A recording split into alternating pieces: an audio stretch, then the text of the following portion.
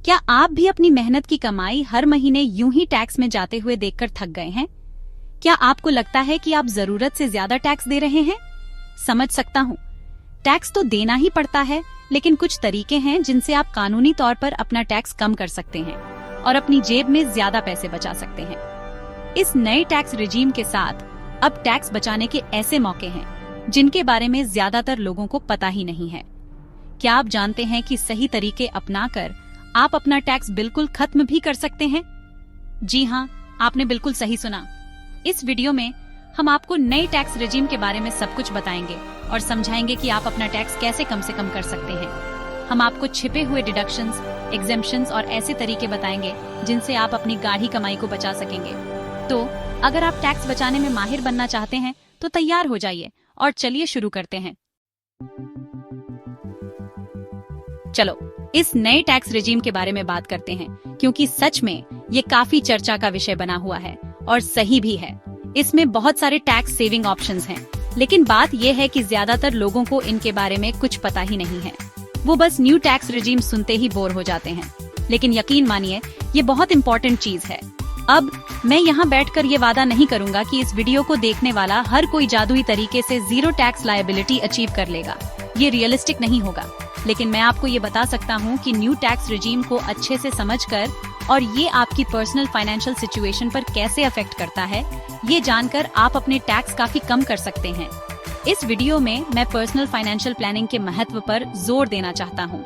सिर्फ पैसे कमाना ही काफी नहीं है, बल्कि अपने पैसों को अपने लिए काम पर लगाना है और इसमें आपका टैक्स बर्डन कम करना भी शामिल है। और यही न्यू टैक्स रिजीम काम आता है।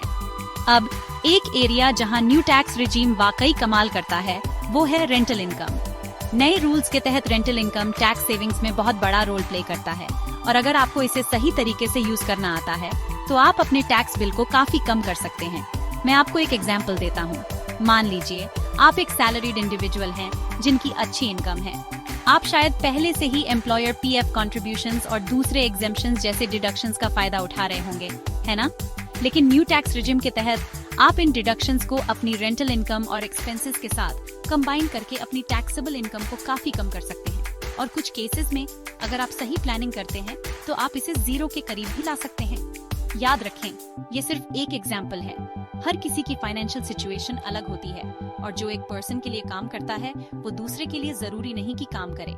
लेकिन मुद्दा ये है कि न्यू टैक्स रिजीम के तहत ऐसे ऑप्शंस अवेलेबल हैं जो आपके टैक्स में बहुत बड़ा डिफरेंस ला सकते हैं। अब चलो उन स्पेसिफिक टैक्स डिडक्शंस और एग्जेम्पशंस के बारे में बात करते हैं जो स्पेशली सैलरीड एम्प्लॉइज के लिए बेनिफिशियल हैं। ये हाई टैक्सेस के खिलाफ लड़ाई में आपके सीक्रेट वेपन्स हैं। सबसे पहले हमारे पास पावर ड्यूओ है, एम्प्लॉयर पीएफ और एनपीएस कंट्रीब्यूशंस। सैलरी पर टैक्स सेव करने के लिए ये आपके बेस्ट फ्रेंड्स हैं। देखो, करंट रूल्स के हिसाब से आप पूरे 7.5 लाख तक के कंट्रीब्यूशंस पर डिडक्शंस क्लेम कर सकते हैं। ये आपके टैक्सेबल इनकम को कम करने का एक बहुत बड़ा मौका है। लेकिन रुको, और भी है। उन स्वीट एग्जेम्पशंस जैसे लीव एनकैशमेंट और ग्रेच्युइटी के बारे में मत भूलना। ये बोनस पॉइंट्स की तरह हैं जो आपकी टेक होम सैलरी को काफी बढ़ा सकते हैं। और बोनसेस की बात करें तो अगर आप रिटायरमेंट के करीब हैं या अर्ली रिटायरमेंट की प्लानिंग कर रहे हैं तो voluntary retirement scheme VRS 5 lakh तक का fantastic tax free compensation offer करता है। ये एक गोल्डन हैंडशेक है जिसे आप मिस नहीं करना चाहेंगे।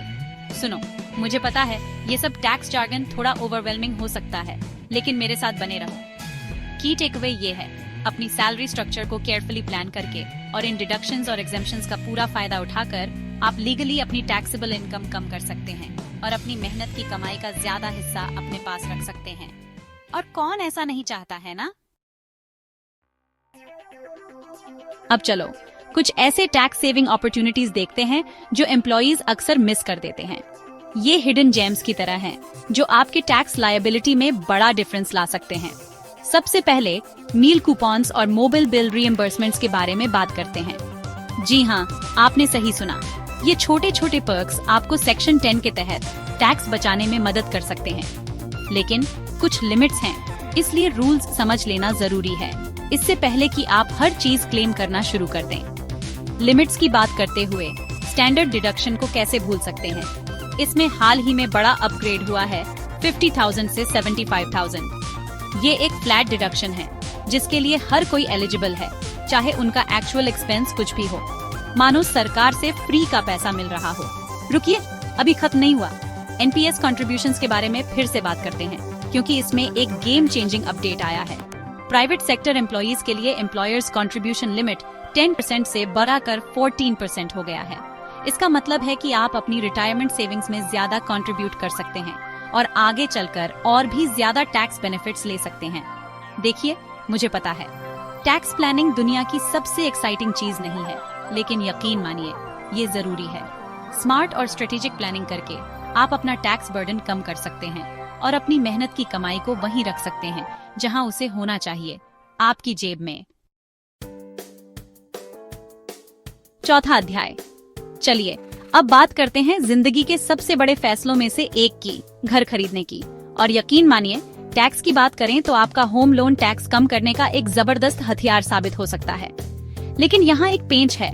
पुराने और नए टैक्स नियमों में से किसी एक को चुनना इस बात पर बहुत निर्भर करता है कि आप असल में कितनी बचत कर सकते हैं। देखिए, पुराने टैक्स नियमों के तहत आप खुद के रहने वाले घर के लिए होम लोन पर दिए गए ब्याज पर 2 लाख रुपए तक की छूट का दावा कर सकते थे।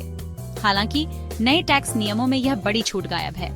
लेकिन अभी निराश मत होइए, नए नियमों के तहत भी होम लोन से फायदा उठाने के तरीके अभी भी मौजूद हैं।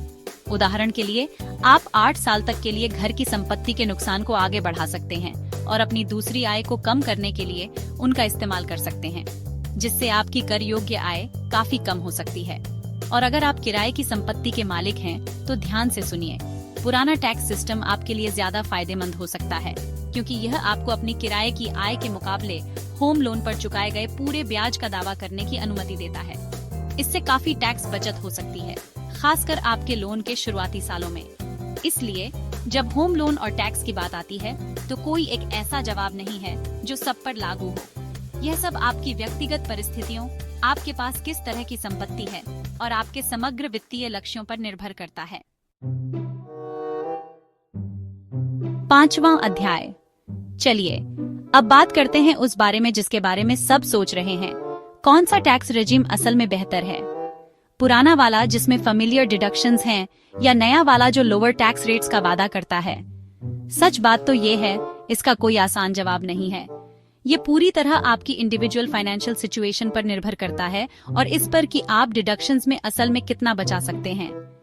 बात ये है, अगर आपकी टोटल इनकम 7 लाख से कम है, तो नया टैक्स रेजिम आपका नया सबसे अच्छा दोस्त बन सकता है। क्यों? क्योंकि इसमें आपकी टैक्स लायबिलिटी को पूरी तरह खत्म करने और उसे शून्य तक लाने की क्षमता है। जी हाँ, आपने सही सुना, शून्य टैक्स। लेकिन रुकिए, अभी जल्दबाजी मत कीजिए। अगर आपकी इनकम ज्यादा है और आप अभी पुराने रेजिम में बहुत सारे डिडक्शंस क्लेम कर रहे हैं, जैसे कि HRA बेनिफिट्स या ATC डिडक्शंस, तो पुराने रेजिम के साथ बने रहने से लॉन्ग रन में आपके ज्यादा पैसे बच सकते हैं। नए रेजिम के पास एक और खास बात है, लोअर टैक्स रेट्स। यह उन लोगों के लिए बहुत फायदेमंद हो सकता है जो ज्यादा डिडक्शंस क्लेम नहीं करते। सिंप्लीफाइड टैक्स स्लैब्स और लोअर रेट्स आपके टैक्स बर्डन को काफी कम कर सकते हैं, भले ही आप इसे शून्य तक न ला पाएं। चैप्टर 6। अच्छा, हमने अभी तक बहुत कुछ कवर कर लिया है, लेकिन रैप अप करने से पहले मैं कुछ और नोटवर्दी बेनिफिट्स हाईलाइट करना चाहता हूँ जो न्यू टैक्स रेजिम के साथ आते हैं। सबसे पहले, फैमिलीज के लिए एक बड़ी खुशखबरी है। फैमिली पेंशन की टैक्स फ्री लिमिट को बढ़ाकर 15,000 से 25,000 प्रति वर्ष कर दिया गया है। इसका मतलब है पेंशन पर निर्भर फैमिलीज की जेब में ज्यादा पैसा, और ये हमेशा अच्छी बात है। और आप में से जो लोग अग्निवीर स्कीम में हमारे देश की सेवा कर रहे हैं, उनके लिए न्यू टैक्स रेजिम में एक स्पेशल गिफ्ट है। अग्निवीर कॉर्पस फंड में कंट्रीब्यूशंस अब पूरी तरह से टैक्स एग्जेम्प्ट हैं। मतलब आप अपने फ्यूचर के लिए और भी ज्यादा सेव कर सकते हैं। अब मुझे पता है आप क्या सोच रहे हैं, क्या होगा अगर मैं एक रेजिम चुनता हूँ और फिर बाद में अपना मन बदल लेता हूँ? अच्छी खबर ये है कि आप ओल्ड और न्यू टैक्स रेजिम्स के बीच स्विच कर सकते हैं, लेकिन कुछ रूल्स एंड रेगुलेशंस हैं जिनके बारे में आपको पता होना चाहिए। उदाहरण के लिए, सैलरीड इंडिविजुअल्स और बिजनेस इनकम वालों के लिए स्विचिंग के रूल्स अलग अलग हैं। लो जी, हो गया। हमने नए टैक्स रेजिम को समझ लिया है और टैक्स बेनिफिट्स को मैक्सिमाइज करने के कुछ जबरदस्त तरीके भी देखे हैं। याद रखें, अपने फाइनेंसेस को समझना और स्ट्रेटेजिकली प्लानिंग करना आपकी मेहनत की कमाई को बचाने की कुंजी है। तो आपको क्या लगता है, कौन सा टैक्स रेजिम आपके लिए सबसे अच्छा रहेगा? आप टीम ओल्ड रिजीम हो या टीम न्यू रिजीम? नीचे कमेंट्स में बताइए। और अगर आपको यह वीडियो हेल्पफुल लगा तो इसे थम्स अप देना ना भूलें और अपने दोस्तों के साथ शेयर करें। और फाइनेंशियल टिप्स एंड ट्रिक्स के लिए चैनल को सब्सक्राइब करें, जिससे आप स्मार्ट मनी मूव्स कर पाएंगे। अगली बार तक जानकारी रखें, इन्वेस्ट करते रहें और आगे बढ़ते रहें।